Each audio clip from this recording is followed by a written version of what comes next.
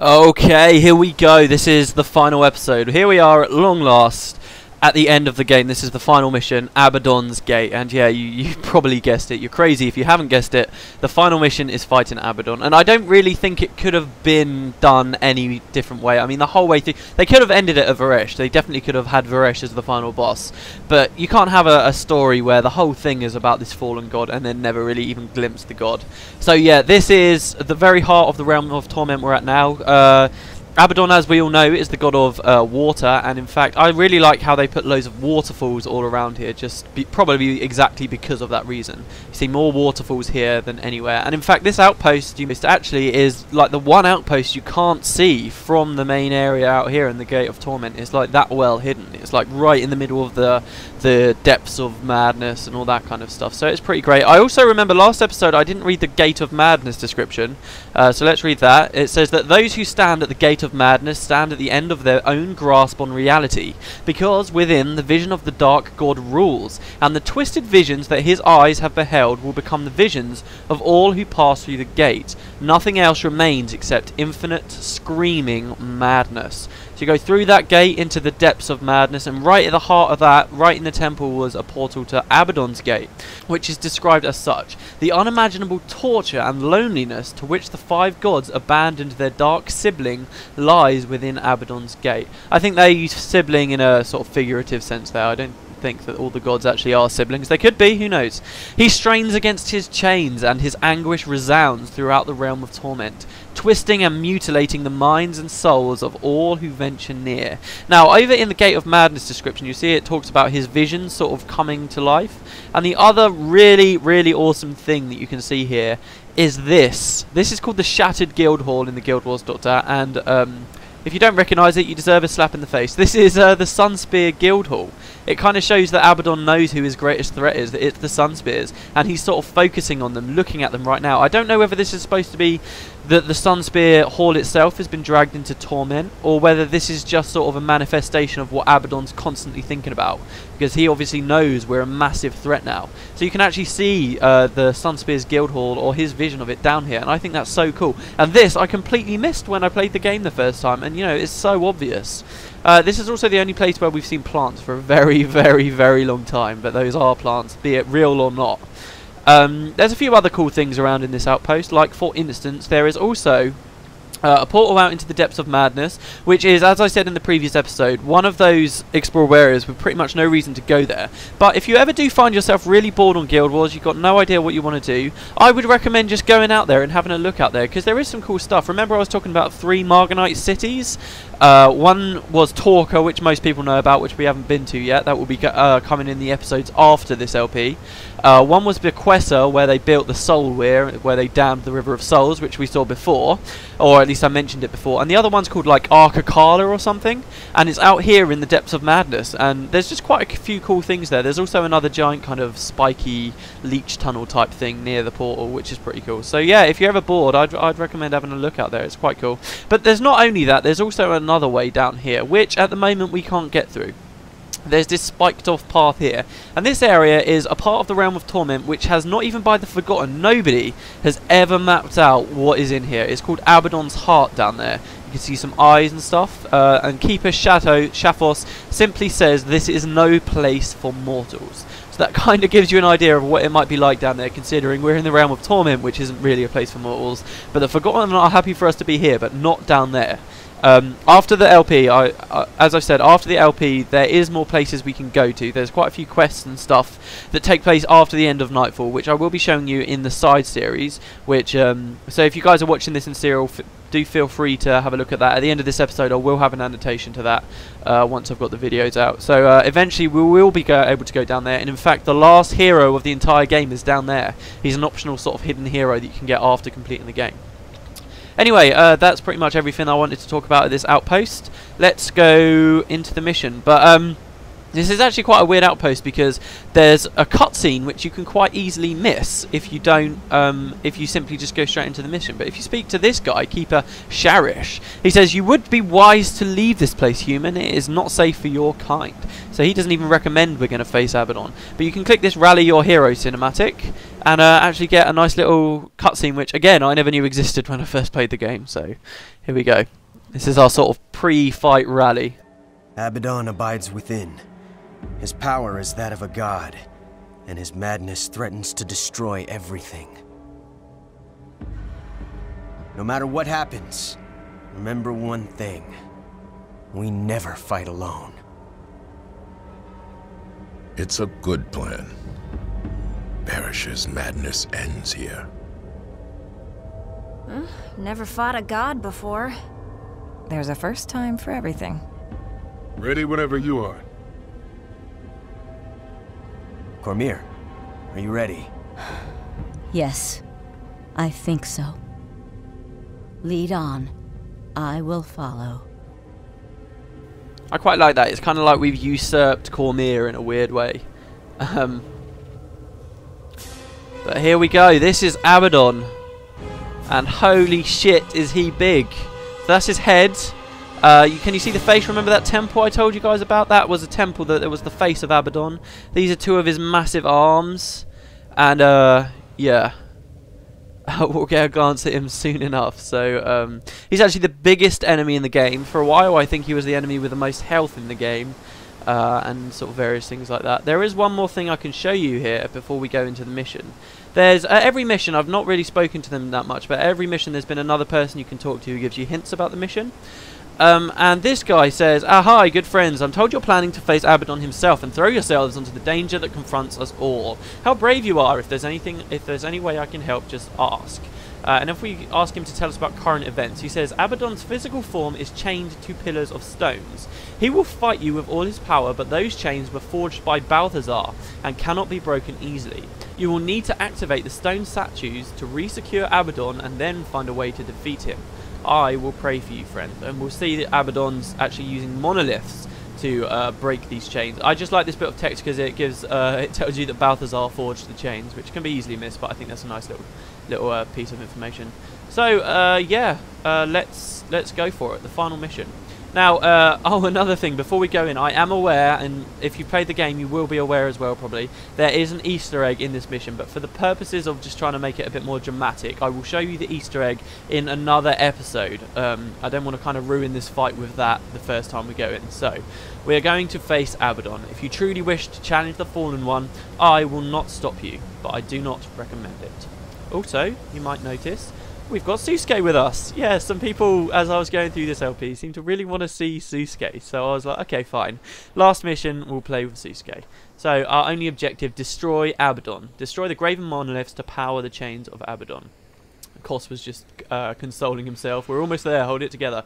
So you can see straight away it's very dark. Lots of black stars out here. It's pretty cool. That's the way sort of we came. There's some places down there. That actually looks over the heart of Abaddon, which I'll show you later.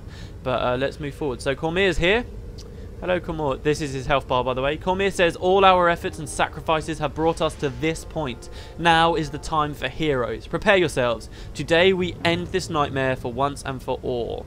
Remember, we fight together, and not just for our own lives, but for the lives of every man, woman, and child in Alona, and for all the people in the world. We cannot fail. We shall not fail. March forth to victory, Sunspears, for Istan, for Alona, for the 5 true gods. It's a nice little motivational speech from her there. And can you actually hear the music in the background? I've pumped the music volumes up a little bit here. This is actually unique music in this mission. You never hear anywhere else in the game. They really do very well with the music, I think, in this boss fight.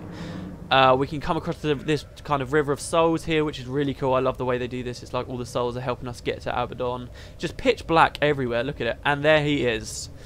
The man himself. You can see he's got these chains here. 3 groups of graven monoliths. So the fight works like this. You take out the monoliths to power up the chains. As we walk forward, he's going to break out of the... Can you see like this big orange energy binding his hands down? When we walk forward, that's going to break, and he's going to start using his fists all over the place and hitting us. So you kill the monoliths, and that repowers the chains. Once both of his hands are bound, you can come here as well to bind his head back down, and then you can start attacking him. You're going to see he's bound at the moment, but as soon as we get close, he is going to break out. So... Come on, Dwayne, help us out, baby. Let's do it. Did I just call Dwayne a baby? That's a bit ridiculous. Okay, so here we go. There you go. He's broken out. His hands are up. His head's up. And yeah, we've just got to try and kill the monoliths. If you try and skip these monoliths and do that one, he'll sort of use his hands to rip you free, and you have to kill these two first. And he has some pretty powerful attacks, I'll tell you that much. But like I said in the previous episode, the Gate of Madness is really the very hard mission. Abaddon is more just this incredibly awesome fight that is just fun to play, really. He's difficult, but he's not insanely difficult. And I like what they did there. They made the Gates of Madness, the second to last mission, the really hard, frustrating one, and left the last one just to be the awesome one. Whoa, okay, so he just slammed his fist on me, as you can see, and the music starts to kick in. Usually, if I'm not stood here talking, the music kicks in as soon as you break these last monoliths, and he sort of exposes himself, and it's just really good. In fact, I think that will happen. Here we go. So, you break these monoliths, and he's been bound back down, you see, and when his head's bound you can go for him. Now this is your only chance to hit him when he's in this state. He's going to do a lot of damage to you, daze everyone, which is arguably the most powerful condition in the game, and it stops most of your spellcasters doing damage. So you just got to hit him as much as possible, and then when he manages to break out of the chains again, he's going to go berserk and start doing a lot of damage and summoning torment claws at you and all kinds of stuff. So you've got to really do as much damage as you can and then run the hell back out, which is why fallback is very helpful. And indeed, Kormir is with us on this mission, and she uses incoming, which is equally helpful. So you see he knocks us all over with this skill, Words of Madness, just all kinds of crazy shit. And the monoliths come back. So yeah, you remember ages ago I was talking about the monoliths, and I was saying how they're probably more significant than you'd imagine. And it's because they're here at the end of all things. Like, really, this is it. You've got Abaddon and no Marganites, nothing like that. It's the monoliths he's with, which I think is quite nice, because, you know, the big bad at the start, really, of Nightfall is the Apocrypha, right? And right at the end, you're kind of fighting 6 Apocryphas at the same time, if you will, plus Abaddon. I just like how it kind of ties into the start there, vaguely. And why is my guild talking? No, bad guild. Right, so let's come over here.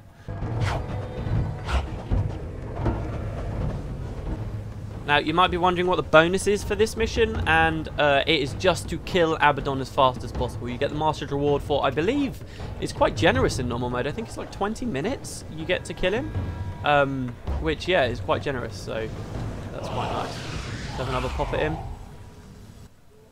And you can see he just looks completely messed up. I'm not even sure what this is supposed to be. He's huge. He is actually huge. Now, another important thing to talk about, really, is we've seen the mural of him in Gandara. We saw his armor as a living person when we were in the ruins of Mora, when we actually got dragged down here. So we know that when he was on Tyria, he was an actual humanoid being. He was like a god, just like we picture the other gods to be. And yet, when we find him here, he's completely corrupted and huge and just gone mad. And I think that kind of shows that maybe the gods really did make a big mistake sending him down here, because now he looks more evil than he probably ever did. And he just I mean, maybe you could argue this is his true form. He was just sort of faking that kind of humanoid thing before, but I mean, he certainly looks a lot worse than what he supposedly looked like back when the war was happening, and stuff like that. And in fact, you'll see behind him there's actually a Marganite building, and that's where you go at the end of the game when we actually finish this fight. So again, that's another chain powered. I think I've spoken about most things here, so what I'm going to do is speed it up as much as possible. This is going to be, even though the mission's quite short, I think this is probably going to be quite a long episode, just because of what happens at the end. So so yeah, I'll speed it up from here on out, guys.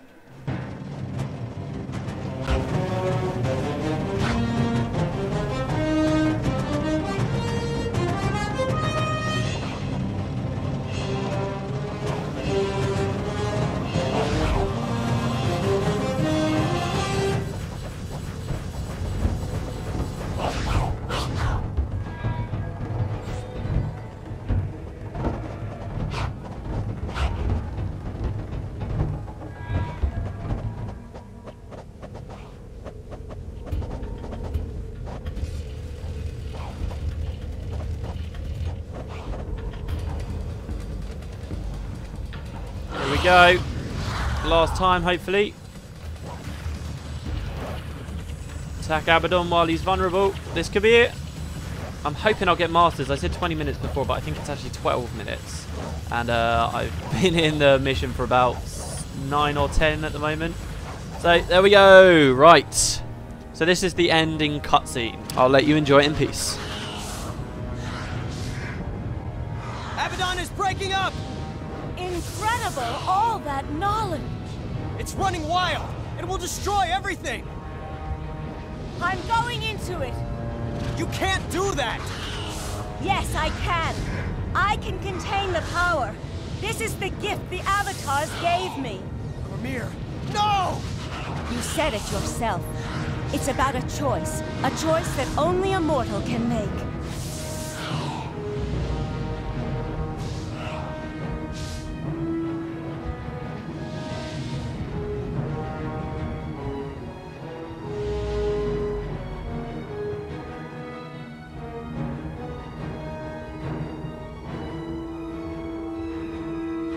Kormir? No. Yes, Kormir. And much more. Abaddon? No. His power, his knowledge, but not him. His will is broken. There is a new god of secrets. There is a new day. Nightfall has come and gone. I have much to do. Much must be repaired.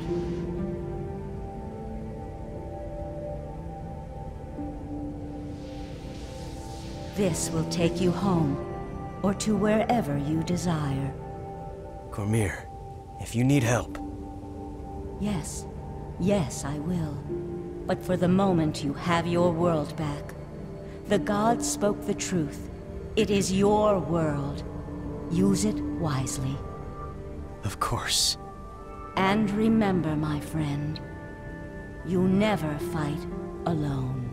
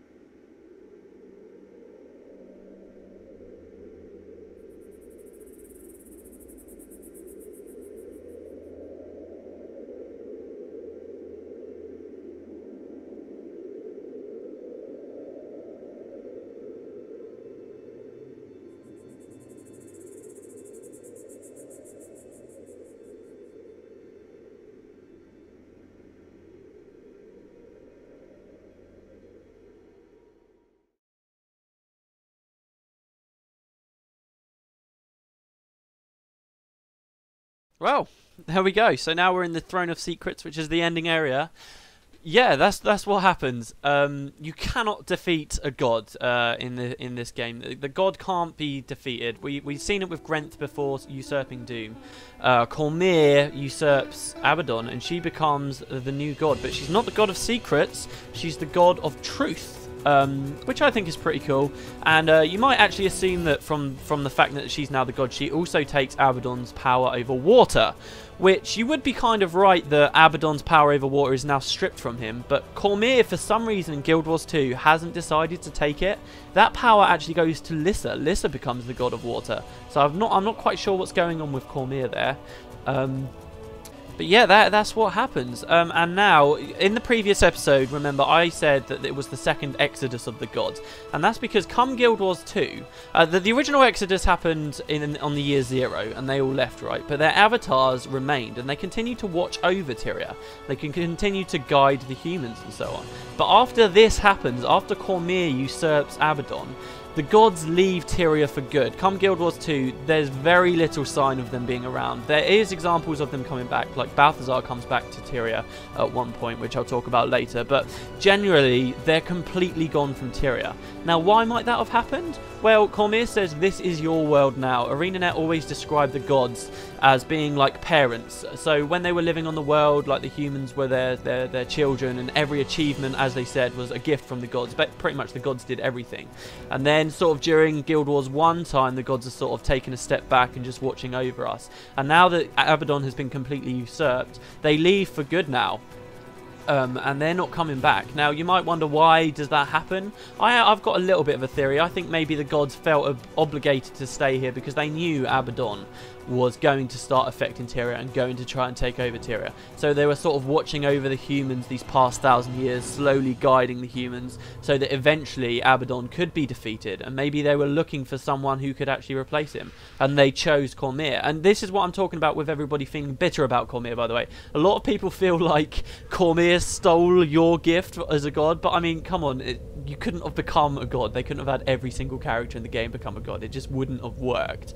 And if you do look, as I've been trying to say through the story, and I do think there is a compelling reason for Kormir to have become the god. And in fact, I've shown you just now the scriptures of Kormir from Guild Wars 2, and they do really make it sound like, from a story sense, Kormir did a hell of a lot. She wasn't always there in the storyline, but she did do a lot, and she was a broken woman that kept going and kept going and kept going, and I think she does deserve her reward as a god.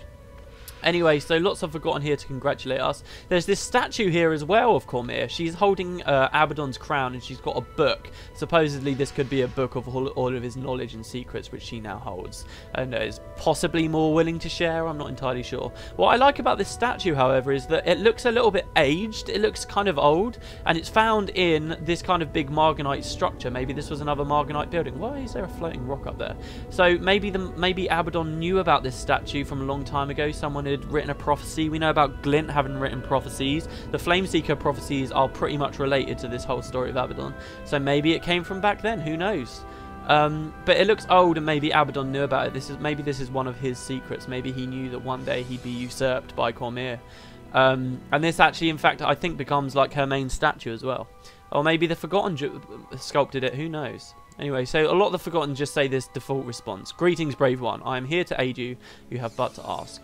And this is just the area. Literally, we defeated Abaddon here, ran across the bridge, and now we're here. There's actually a northern and a southern path. Not many people know about the southern path. You can actually glitch your way into the southern path, which is pretty cool. But there's nothing much there except just some sort of cool skybox stuff to see. And I will say, we're still in the realm of torment, but look how beautiful everything suddenly becomes. It's really cool here. I love this place.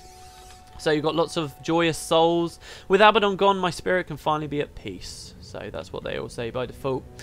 At last, Abaddon is defeated, and the souls of the Nightmare Realm are free. And we get to see all of the heroes who we could have met along the way. So here's our main 5 heroes, the guys that have been through every campaign so far. Devona, Menlo, Eve, Sin, and Aiden. Menlo says, stop for a moment, Matt. Inhale the air of your victory. On this day, you have done something greater than mortal men. You have ended the insanity of a god and created a new god, something that has not happened since ancient times. I can't imagine what would have happened to Ilona if you hadn't been here, Matt. So, as the story goes, obviously these guys were coming along with us. Sin says, I can. It mostly revolves around fire and pain and cities filled with zombies. Oh, I love Sin. We never really spoke to these guys much in this campaign. Aiden says that's enough. But we will be seeing more of them because they're in Eye of the North, so don't get too sad. Actually, Sin, I thought it was rather delightful. And speaking of Eye of the North, I've said it a lot in comments and stuff, but I don't believe I've said it on the Let's Play just yet. I will be doing an Eye of the North Let's Play, so look out for that after I do the episodes after Nightfall here. Aiden says, Ilona has a new chance at life. That is more than we mortals are given. Kormir's new divinity is a blessing. Those she loves will be forever safe. I wish I could be so fortunate. We should head back to Ascalon. Peace is boring. Ilona still has trouble, Sin. They still need heroes, but I think Matt can handle it from here. I can't actually see how they have trouble. They've obviously got Palawa Joko scheming, but aside from that, they seem to be okay, actually. Devona is right. The future of Ilona is in your hands, Matt. Come, friends, let us return home. So there we go. I like the music here as well, by the way. Pre-searing music. In fact, I think I'll turn that down a little bit, just so it doesn't overpower me. So lots more joyous souls. And here are some of the henchmen we could have been going through the game with. Some people we knew since back on Istan. Solagon, this guy. I think one of these people was trained by Kos. All kinds of stuff. Did they actually speak to us? At last, you take your place among legends like me. I thought the gods gave us pain to show us we are strong, but I was wrong. They give us pain so we can see that heroes like you still walk in our midst. You did things I could never have done. I only hope to live up to you, great one. Trumpets and Vabi. Oh, you guys can read this. I'm not going to do such an extensive thing as I did in Factions. So lots more joyous souls. I could have sworn that those guys talk, but never mind. Who else have we got? We've got Kos and Milani here, the lovers. Hi, my friend. We travelled a whole continent together and even fought a god. I bet now you're grateful you took me along with you. You couldn't have done it without old Kos. And he's right, actually. I like Kos. He's been there from the start. He's a cool guy. So this is actually goodbye to a lot of the Nightfall heroes, by the way, guys. So really do enjoy this. I believe that Melandri's hand guided me to your side. Through you, Istan and its people were saved. Thank you for all that you have done. Not many people liked Milani. I did find out. I think she's okay. You know, she wasn't a bad character really. Just maybe a little bit bland, a bit two-dimensional. So lots more of these guys. Now we're going to start getting quests here. Master of Whispers is here. And pretty much this is where at the end of the game you can get the heroes that you would have seen if you'd made different choices. I'm not going to do these quests though, because I'm going to show you sort of the authentic route in some special episodes and a little bit down the line before Eye of the North. So Zed's here, Dunkoro's here, Jin's here, obviously we picked Susuke before, Magrid the Sly's here. They're all talking. If you want to read it, just feel free to pause, guys. Lots of Forgotten Keepers. So there's both Norgu and Goran here, and Talcora. These guys are all sort of all the Vabians, I guess. Goran, are you really going to travel the world with us, Talcora? I thought when all this was over, you'd head home back home to be a princess. I'm not cut out to be a princess. Besides, a lot of people out here need heroes. Now that I really am one, I'm going to do my best for them. So she's going to continue her adventures. I like Talcora too. She had quite a good story. Plus she had an actual motivation to come with us. Norgu, we'd be ever so happy to have you along, dear maiden. But are you certain of this decision? The world is a very big place, and you are a very small girl after all. I'm sure that's what's right for me. I can feel it. The world is calling my name, and I'm not afraid to answer. Not anymore. I'm glad, Talcora, but don't forget about Vabi. It will be waiting to welcome you home someday. So she does. I guess she decides not to become a princess, really, and she decides not to rule Vabi. I like this as the idea. It kind of reminds me of the Lord of the Rings, where sort of Gimli and Legolas go off to have their own adventures afterwards, and that's kind of what these guys are doing. So some Forgotten Keepers here. I feel like I'm missing something. One of the people down there talks about how he's going to return to Ascalon and speak with his sister. And ages ago, do you remember, like one of the 10th episode ever, I went to a place in Ascalon called Serenity Temple and spoke to a woman there. And the sister is actually that guy's sister, which is pretty crazy. So General Morgan and two characters here which I didn't introduce you to, and I will be very soon. When I served Kormir, you were my enemy. They say a man is defined by the enemies he chooses. I can think of no better way to be remembered than as a soldier that served by your side. Not as a general, not a commander, just your friend.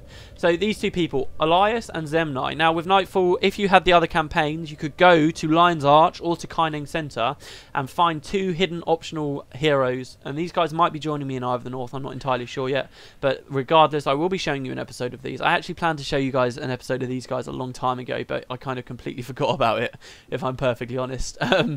But yeah, they're quite cool. There's a lot of story to do with this guy is Crichton, and there's a pretty cool story to do with the Bloodstones and stuff with him. So do look out for that. And Zemnai, who we'll be learning about. So there, now we're up at the top. And there's some cool stuff here. Just like with prophecies and factions, you can get a unique weapon for completing the game. And these are forgotten weapons. Lots of forgotten. These must be like some of the only forgotten left alive. They're a dying race, and they're sort of all down here. So you want to speak to the Keeper of Secrets, who says, you have done that which even the 5 gods were unable to do. For that you shall be rewarded. Please take this book of secrets, present it to any of the keepers you see here, and they will reward you. So yeah, we have, well, the gods can't usurp gods. It has to be a mortal, I suppose, that usurps a god. Anyway, so he hands us a book of secrets, which we can then trade with any of these guys. I guess I've got to get a scythe, really. I can't get anything else. It wouldn't be right. So, but you can get any weapon you want in the game, really. Some of these are quite cool, actually. Quite useful for farming if you guys play. I believe it's like the sword is pretty good. It's like a perfect caster sword. I could be wrong, though, but I do have a feeling it is. Ah, there we go. Keeper of the Scythe. So we can get, there's 3 different scythes. Ah, I've never been fond of humans. I have never been fond of humans despite our ancient purpose. But you, yes, you have earned more than acclaim. You have earned respect. Therefore, I will help you when I would not ordinarily lift a finger for your kind. Bring me 1 book of secrets and I will create for you a gift that will arrive at the treasure of kings. What do we want, guys? I think I'm going to go for the Hand of the Forgotten. So we get this new scythe fully modded.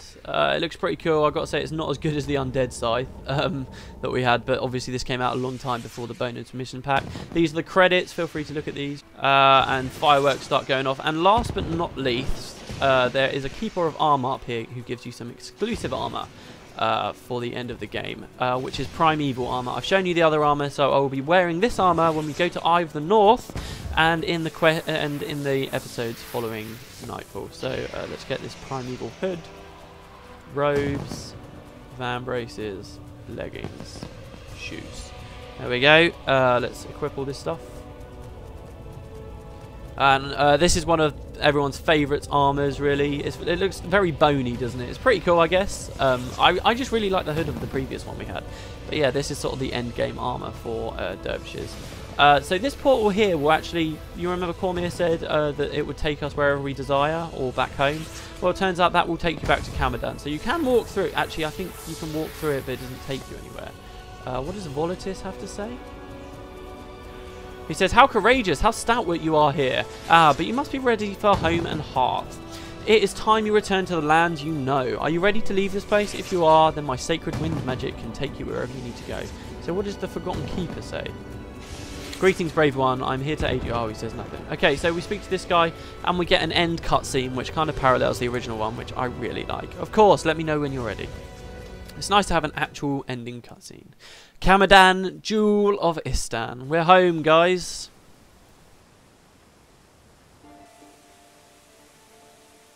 Ilona, land of the golden sun.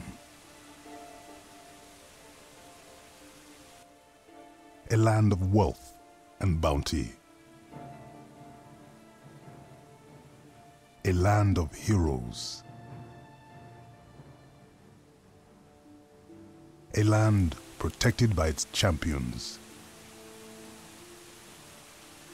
A shadow fell upon this land once. The shadow of an ancient and forgotten darkness. Night fell, and the time of the 5 gods ended. Yet after every night comes a new dawn of a new day, and a time for new heroes. In Ilona, the land of the golden sun. Oh, there we go. I really like the way they do that. That was sort of how we started the whole thing, and that's how we're going to end it. So, we're back at Abaddon near the Sun Spear Great Hall and stuff. Look at this.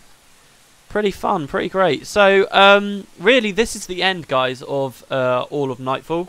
Again, you know, every ending episode, I don't like to go on about it too much. I like to just try and keep it as much about the LP as possible. But really, thank you so much to everyone who's been watching my videos. I've got a fair few new sort of subscribers and stuff in this last series, and none of this would be happening if it wasn't for you guys. So thank you so much. I really appreciate it. And I hope you all join me for Eye of the North, and indeed these quests we're going to be doing. We'll actually be going back to the Realm of Torment, funnily enough, very soon. So and I'll be showing some other stuff. There will be annotations eventually on this video, possibly even of all the other side episodes I did, in case you guys have watched this all in serial and now you fancy going and seeing the other stuff. But yeah, just thank you so much, and do you know what? I think I will see you all next time. See you later.